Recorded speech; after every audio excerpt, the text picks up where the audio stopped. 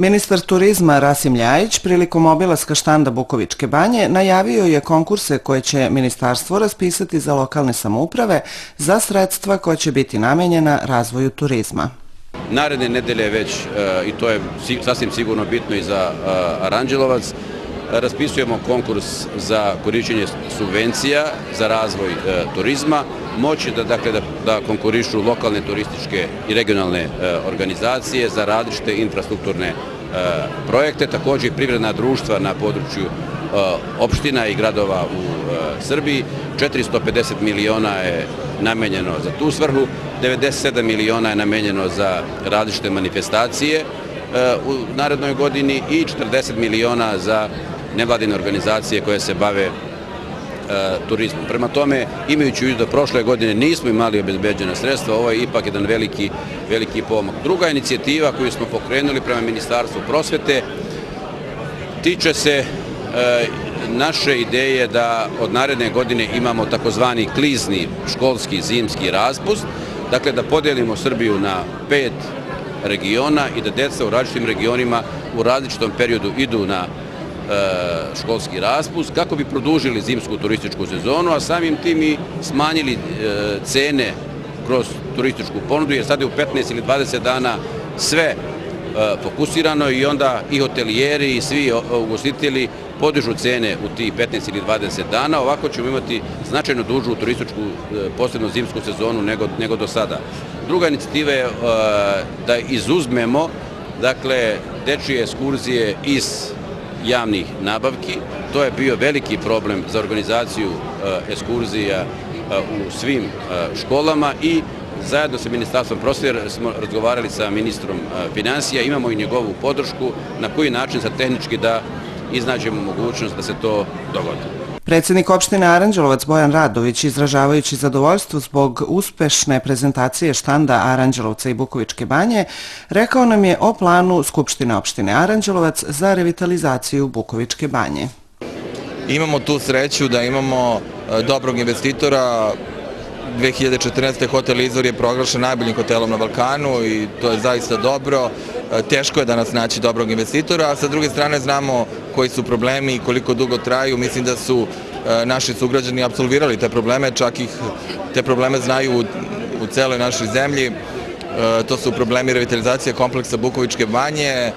Moram da kažem, a i sigurno je to nešto najviše što interesuje naše sugrađane, a to je da je vlada donela zaključak da se pristupi rešavanju tog problema, da sva resorna ministarstva i svi zavodi i lokalna samouprava urade sve što je potrebno da se reši taj problem. Što se tiče lokalne samouprave, mi smo usvojili plan generalne regulacije i uskoro će krenuti plan detaljne regulacije. Znači, samo čekamo da ucrtamo ono što nam bude vlada dozvolila. Ministarstva su također se uključila, zavodi naravno. Mislim da je interes ipak iznad svega, a to je da je turizam kao strateški pravac razvoja opštine ne samo važan za našu opštinu, nego na čitavu našu zemlju. Moram da podsjetim da preko 900 miliona evra ode iz džepova naših građana u razne destinacije van naše zemlje i znamo koliko je značajno ulagati u turizam u našoj zemlji. Kažem, u Aranđelovcu je, pored privrede, poljoprivrede, turizam jedan od najvažnijih strateških pravaca, a zbog čega je on možda najznačajniji u ovom trenutku, zato što se najbrže vraća i najviše investicija, tako da bi se u vrlo kratkom vremenu, ukoliko bi krenulo u rekonstrukciju tih hotela, osetio očekivani boljitak u našoj opštini, u našem gradu. Ono što je jako bitno, a to je da Zavod za zaštitu spomenika kulture je već dao pozitivno mišljenje u vezi svega toga, također Zavod za zaštitu prirode, Direkcija za imovinu, Ministarstvo privrede i Ministarstvo poljoprivredne. Sad se očekuje samo tehničko rešenje tog problema, da li će biti izmena uredbe, to je možda najveći problem, jer stav je nekih iz zavoda da to nije baš u civilizacijskom duhu zaštite spomenika kulture i zaštite prirode, da jednu uredbu vraćate unazad, ali jednostavno kada smo se spremali za tu uredbu i kada smo je doneli 2011. godine, morali smo mnogo ozbiljnije da razmišljamo koje će biti njene posljedice. I pored toga što su utrošena sredstva za uređenje štanda na nivou od prošle godine, direktorka turističke organizacije Aranđelovca Jelena Sujković naglasila je da se uspešnost prezentacije na ovogodišnjem sajmu turizma ogleda i u tome što je Bukovička banja ušla u proces kategorizacije kod Ministarstva turizma. U okviru ova 4 dana ovo nije bila prva poseta, jeste prva i najveća poseta naravno ministra gospodina Rasima Ljajića, ali mi smo već prvog dana imali posete ljude koji sa nama rade elaborat za izradu, u stvari izradu elaborata za kategorizaciju turističke destinacije, već su nas posetili prvog dana.